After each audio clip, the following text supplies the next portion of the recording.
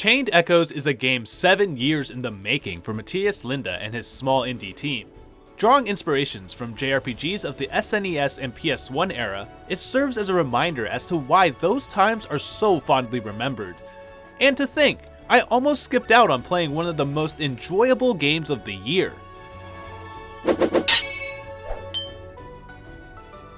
When it comes to indie games, I've always viewed them as a gamble when it comes to giving me something I'd like. So when I have to choose whether to play a AAA game from a known studio, say Square Enix, or an unknown indie developer, I'll typically always choose the former. Though with their more recent games not really delivering the experience I had hoped, it may be time to reconsider that choice.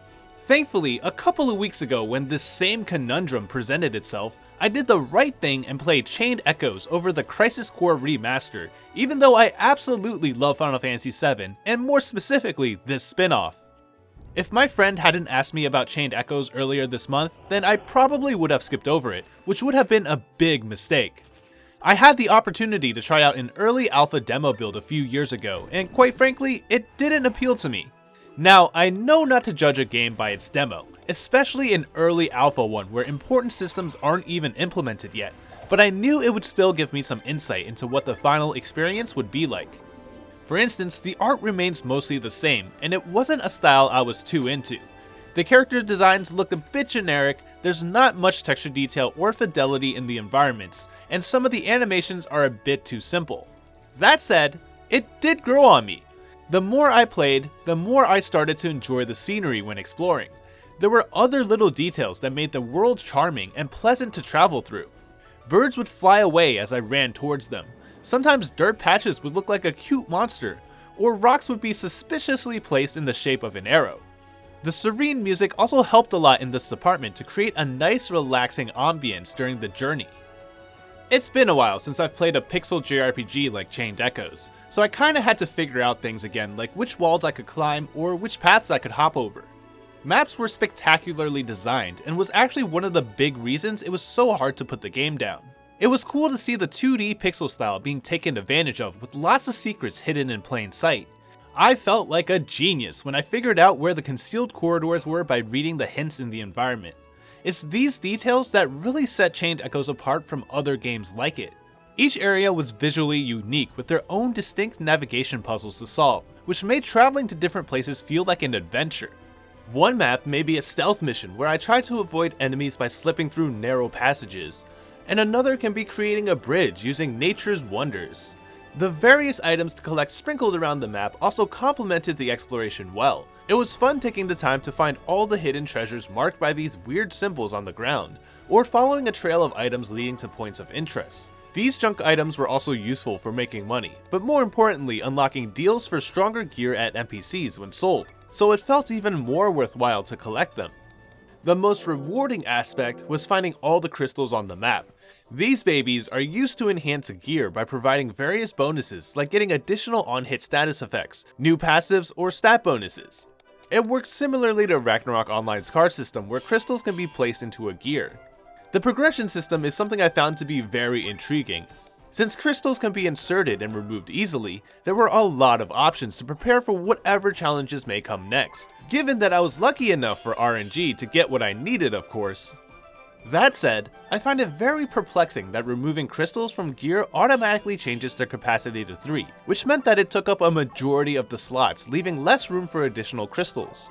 It felt incredibly punishing, until I realized I was doing it wrong this whole time. A crystal's capacity is averaged every time it's merged, so it didn't occur to me to combine it with a 1 capacity crystal. It would have given me some wiggle room to reuse old crystals while being able to slot in more. My life would have been so much easier if I knew to do this, but I'll just feel bad about it forever. It may seem strange, but managing crystals was actually pretty fun. Finding useful crystals, strengthening them, and taking advantage of their benefits felt incredibly rewarding. The whole process is kind of like a science, and it took a bit of work, especially with my end goal of creating a bunch of 1 capacity level 10 crystals, but it's for this reason it was worth it. Like crystals, character progression is another interesting system and was also something I didn't fully understand until much later, leading to some unnecessary hardships. Unlike traditional RPGs where characters level up by killing things, Chained Echoes forgoes that and has Grimoire shards instead. These things are obtained sporadically throughout the story, and act like skill points used to learn new attacks, passives, or gain raw stat boosts. The big thing that I missed is that after a certain amount of abilities are learned, additional boosts are given, which acts like a level up. Needless to say, I banked some of the shards since I wasn't sure which skills to learn, and that made me super underpowered for some encounters. As more skills are unlocked, a character's role also starts to become more defined. Combined with crystals, there was a lot that could be done to shape them to fit my playstyle. I had a good time theory crafting and experimenting, especially when I was able to destroy bosses with relative ease after struggling so much during the earlier parts of the game. However, characters will never really diverge too much from their intended role. For instance, Glenn will never be a true mage or healer, but class emblems can offer some abilities to push him in that direction. If it wasn't for the splendid combat system, which was also helped by increasing the difficulty, progression wouldn't have felt as rewarding. Chained Echoes has the Overdrive bar, a unique mechanic I've never seen before. It contains 3 sections: Overdrive, Overheat, and a neutral part. Certain actions will increase or reduce the gauge, and the goal is to keep it balanced in the middle where Overdrive is since it buffs the entire team. Getting overheated usually meant certain death for me since it increases the damage taken, and with enemy stats amped up, that means big numbers. Certain skill types will also be randomly selected to reduce the gauge, keeping me on my toes and thinking 3 steps ahead. It can be annoying at times when the RNG screws me over and I have to gamble to survive an overheat. But at the same time, it was these challenges that kept it engaging, because nothing is more boring for me than just mindlessly killing enemies that don't fight back. My only other complaint is that it would be nicer if the switch mechanic provided a little more freedom to switch between anyone in the reserves instead of only one assigned partner. The mechanic felt so situational that I never really used it, and it also would have encouraged me to use more of the cast instead of the same 4 characters. Combat gets a little change up once sky armors are introduced. The overdrive section has been removed, and the focus changes to just not overheating. The bar's direction is also no longer determined by the type of skill being used, but the gear the armor engine is in, which also affects damage and recovery. It's neat that Matthias decided to change up the combat, and it's something I think paid off. It would have been fine if he kept it the same, but I definitely like how I have to approach combat differently when on foot compared to sky armor. It goes a long way to keep the game refreshing even after 30 or 40 hours. I also really like the utility sky armors provide when backtracking, since I could fly over everything and ignore enemies. It made gathering resources and finding any leftover chests I missed so much easier. It was also balanced very well with limits on its use. New maps would have anti-air cannons, which is the story's way of saying you can only skip things after you've traveled it on foot. They also can't be used indoors or land on obstacles like flora or monsters, so moving around on the ground was always relevant. In terms of the story, the writing and world building was pretty solid. At first, it was a bit weird to find NPCs that couldn't be interacted with, and doors that couldn't be opened, but it actually worked out very well. Games like Hiseki that have incredible world building are also extremely suffocating with the amount of text to read. So much so that in between sections, I just had to put the game down to prevent my brain from exploding. I'd never ever felt this way when playing Chained Echoes, which is one of the reasons I could play it for hours on end, well into the night. The NPCs that did talk provided enough information to give context to the state of the world, and set the tone beautifully. The plot was also pretty interesting and kept me hooked to the screen, though I am starting to get a bit tired of the fight against the divine tropes. Otherwise, the characters are interesting, the conflict is good, and the setting works. It starts off on a pretty small scale, introducing an everlasting war on the continent of Volandis.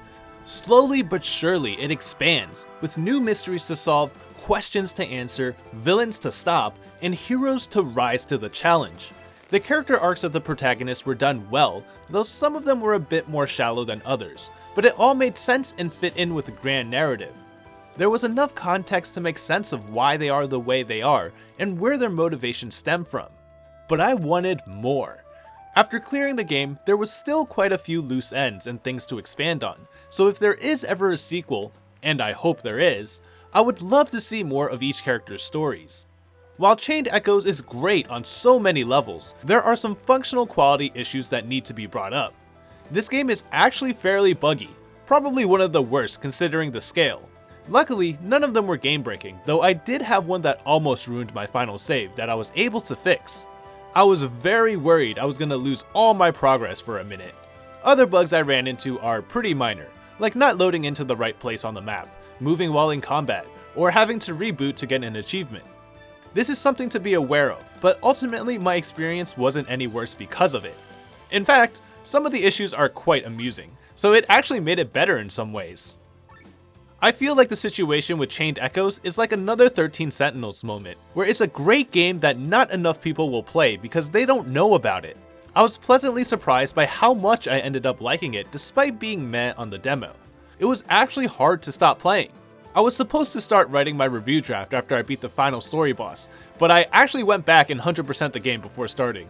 Currently it's sitting at a very positive on Steam with 771 ratings and an 8.7 with 9 reviews on Metacritic.